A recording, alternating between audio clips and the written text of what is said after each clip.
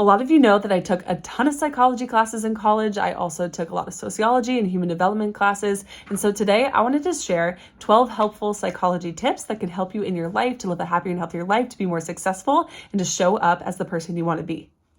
All right, number 1 is master the mind, master your life. Your mind is a powerful tool if you let it be. Be mindful of what you think and what you give attention to. And so I've learned this so much over the last 10 years is that it's important to be in control of your mind and in your life and what you're thinking. Your thoughts become things. And so it's important to understand your emotions. It's important to understand yourself. I have a video on self-awareness if you're interested, but get to know yourself, get to know how you think and start changing it. Identify what you want in your life. And then you have to start taking actions and habits and have that mindset that's going to get you where you want to be. Be careful. Everything begins and ends in the mind. Number 2, learn about yourself. Self-understanding and awareness is the key to sustained success. You can't fix things if you aren't aware. And so self-awareness is key, right? So many people, I didn't realize this, are just walking around and they're not even knowing why they're acting a certain way, or they're not even aware that they're acting a certain way, or why, or the reasonings. And so it's really important to develop self-awareness. Like I said, I have a video if you want to check it out, but get to know, why are you feeling what you're feeling? How are you showing up? How are you impacting yourself? How are you impacting others? The more self-aware you are, it makes you more able to make different choices and to say, hey, you know what? When I get really stressed, I do this negative thing, and this negative thing negatively impacts this area of my life. And so now that I'm aware of it, when I get stressed, instead, I'm going to either try to prevent getting stressed by exercising more because I haven't been exercising. That's something I'm aware of that I need to do. But instead, you could also say, when I get stressed, I'm going to notice it. I'm going to be aware so that I can actually do something about it and go, okay, I'm feeling really stressed right now. I'm feeling really overwhelmed. It's because of this, this, and this. Maybe you don't even know why, but at least if you know you're stressed, what is a tool I can have in my toolbox that I can do to deal with this stress in a positive way? And so self-awareness is key. I definitely recommend learning more about this. This has changed my life, and it's made me a more present and aware person, and has helped me make more choices that is in line with who I want to be and how I want to act and how I want to show up and who I want to become. Number 3, I know we're talking about psychology, but I'm also going to talk about exercise because they are linked. So exercise more. Your brain and your mind are super powerful, but remember that physical activity actually changes your brain, and a lack of physical activity does as well. And so your brain will thank you if you actually be active. And so I've been in periods of my life where I was super active all the time. I grew up playing sports. I grew up going from thing to thing to thing. I would play outside. We would do lots of neighborhood activities outdoors. And then I also, in college, did competitive cheerleading. And then I also ended up becoming a fitness instructor at my school and worked out all the time. The gym was open 24/7. And so you could go in. And so I would just go and work out. And this was a great tool. Eventually though, I worked out after college, but then I started, not going to the gym, and I would just run and I would do dance workouts and HIIT and things at home, which was great. But then COVID hit, and then I got pregnant, and then having my body change and feeling different, and then being on lockdown and stuff, I didn't work out as much as I used to, right? And so now I'm back in the gym. I've been lifting weights again and getting back into a routine. And so I've experienced this. How I feel mentally and physically has changed. And so if you want more dopamine, endorphins, serotonin, all of that can be given to you by exercise. Exercise is one of the best tools to reduce your stress, to be more focused, to be more alert. I could put out all the information on exercise and the benefits of it, but you have to create your own time to exercise. When you get older, you don't have PE class. You don't have sports necessarily. You have to sign up for the sports. You have to make your own PE class by going to the gym or doing a workout or whatever. But truly, your brain will thank you. You will think more clearly. You will be more confident. You will show up better. And you'll also just be in less pain, and you'll be stronger and fitter and feel comfortable in your body and be healthier.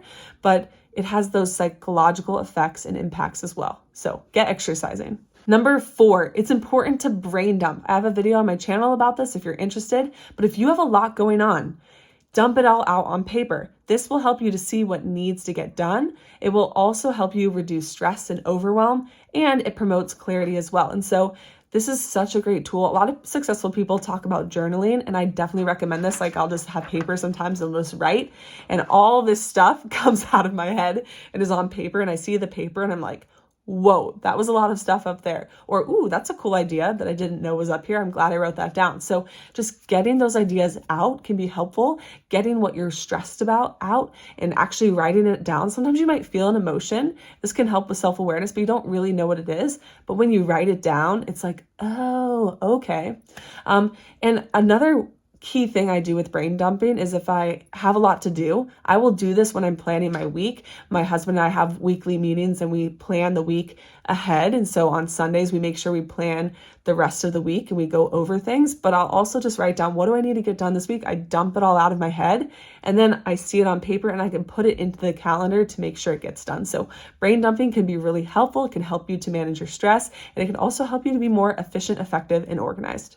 Number 5, it's important to understand that we all have different backgrounds, different life experiences, and also different worldviews.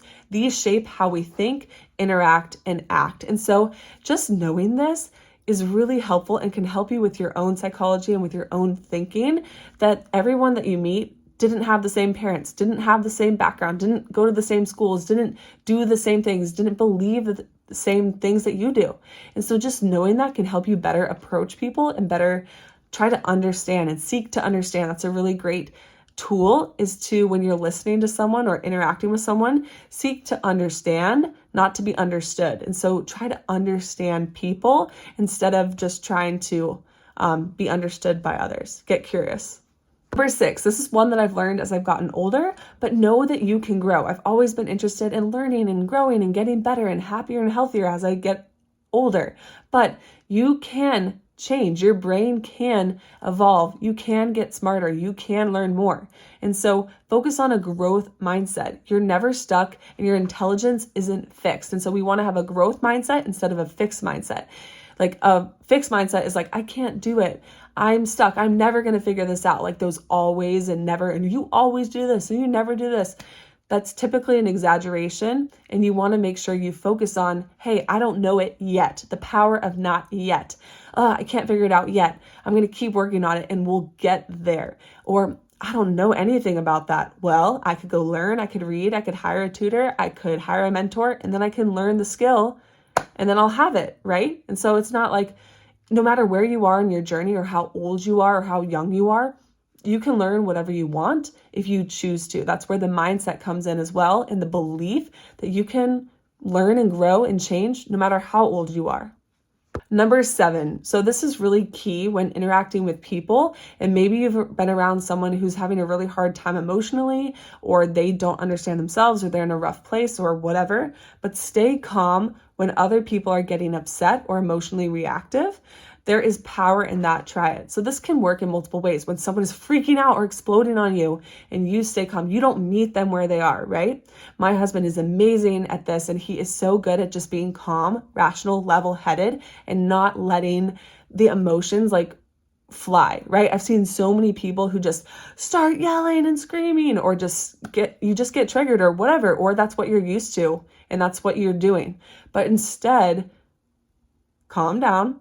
Meet people at a different place. Like, even this is interesting. If my son or a child ever like freaks out or starts raising their voice, I typically, like Shawn Johnson, the Olympian, talked about, she gets quiet. Like her mom would get quiet. So if you are being loud, they would respond like this. So you have to be quiet, and that we have to bring this level down, which is so interesting. But don't meet people in their rage or in their upsetness. Validate them, give them understanding, but don't meet them there. That's not going to help anyone. If you're in this red zone, you want to get down to a calm state. And so people need to go take a break, calm down, whatever, but don't meet people when they're up here. And if you're up here, calm yourself down to here before you do anything that you might regret or that wouldn't be helpful. Number 8, write your tasks down and also celebrate your small wins. And so Psychology has shown and studies have shown that if you celebrate the small wins, you are actually going to get dopamine and you feel good and you are going to be rewarded and you're going to enjoy the process, right? Most good things take time, but if you can celebrate it and celebrate the process and the journey, you're going to learn that the journey is what matters and you're going to have fun along the way, but it also rewards you. When you get a task done, if you actually check it off the list, there's so many studies about how it can help you and it really does make you feel good. So do it. Number 9, it's important to remember people's names. And so there's so many studies about this as well, of getting to know people and actually using their name. People love the sound of their name. Like, it's so special. It's your name, right? Even if other people have your name, it's your name. And so I even know this, I've heard my name out and I'm like, oh, me? And then I'm like, oh, it wasn't me. But do you notice that when people say, hey, Elizabeth, it's nice to see you, or hey, nice to see you? It's like, it's different when they say, hey, Elizabeth, when they say, hey, blank, whatever your name is. So remember people's names and use them. Number 10, this kind of goes along with self-awareness, but I wanted to put this in here about learning about why. Why do we do things? When we're little, we ask, why is this how it is? Why that? Why? Don't stop that. Ask why. So why do things trigger you? Why do you do certain things? Why do you enjoy certain things? And so start learning about that and be self-aware. It can really help you to make better decisions and figure out where to go in your life or where not to go. Number 11, if you've heard of Pavlov's dog or if you've done any psychology, like basic 101, and they talk about how you can train certain habits. And so there's a lot of experiences that have been done where you can train something. And so remember that good habits or bad habits can be trained. And so if you want a good habit, learn how to train that good habit. If you want to stop a bad habit, then figure out how to train that out of you. And so it's possible. We have to have that discipline and we have to work with ourselves. I could put some information up here on the experiments and on how to actually train yourself and what that entailed, but it's possible. And so if you want more information on that, I can definitely do a video on how to train yourself to do more good habits than bad. Number 12, attitude is critical. So have you heard that quote? If you change the way you look at things, the things you look at change. It can literally be the same thing, the same situation, but you're just in a good mood or you're in a positive mindset or something good's happening and you see it totally different, right? Maybe you have a good day at work, but then like kind of the same things happen and it was a bad day. And so it's just interesting. It's like how much sleep you got or how you're thinking or whatever can really impact. And so just be conscious of that because your entire life could change based on the lens you see things through and how you think about that. And so for so many people, I think that could be such a game changer in your life and helping you be happier, healthier, and more successful if you just choose to see things differently. And lastly, number 13, you want to think abundantly. You want to think about what you want. You want to focus on the things that you want in your life. So what you focus on grows, so be careful. And so for success, we talk about focus is so key. And if you want something, you got to focus on it and do it. And so make sure you put your time and energy into focusing on things that will actually benefit your life and benefit others. All right, so those were 12 helpful psychology tips that could hopefully help your life, plus one bonus. I hope you enjoyed this video. Let me know in the comments below if you liked information like this or if you want more videos like this. I know we talk about a lot about finances. I also talk about health and personal development and becoming the person you're meant to be and encouragement along the way. And so if psychology, mindset, self-awareness, if those are topics that are interesting to you, I definitely know a little bit about it and I'd be happy to share more information. So let me know in the comments below. Feel free to give this video a thumbs up if you liked it, share with a friend, subscribe for more, and I will see you in the next video. Bye guys, you got this.